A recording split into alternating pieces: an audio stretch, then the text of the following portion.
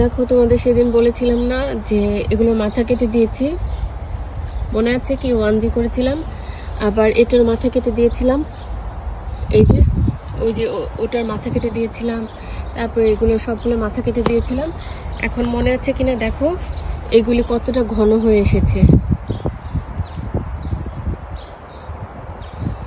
মাশাআল্লাহ। আবার এই যে দেখো, একটা চাল কুমড়া নাকি মিষ্টি কুমড়া, দেখো এটা কিন্তু পুরা ছড়িয়ে যাচ্ছে। আবার এই যে কদুটা দেখো, ওটার তো মাথা কেটে দিয়েছিলাম।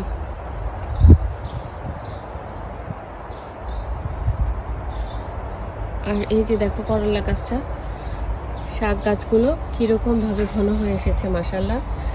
বাট আনফর্চুনেটলি আমি এতগুলি পাতা বিচি ফেলে দিয়েছিলাম, এখন কোনোভাবে এরা বড় হওয়ার মতো স্পেস পাচ্ছে না।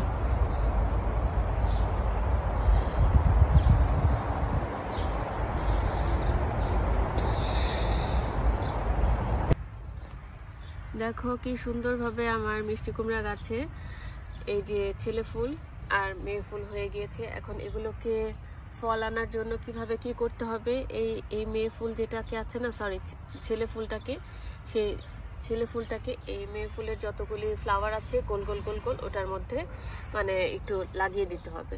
সো তোমরা আমার সাথেই থাকো, দেখতে থাকো কি করি আমি। বিসমিল্লাহ। ছিঁড়ে ফেললাম। আমি এদিকে যে পা দিয়ে যাব সেটার কোনো উপায় নেই, কতগুলো শাক হয়ে গিয়েছে। এনিওয়ে, এখন আমি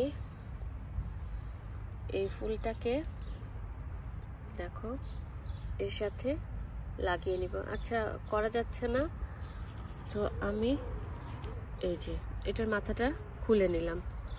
এখন এইভাবে বিসমিল্লাহ করে লাগিয়ে দিব।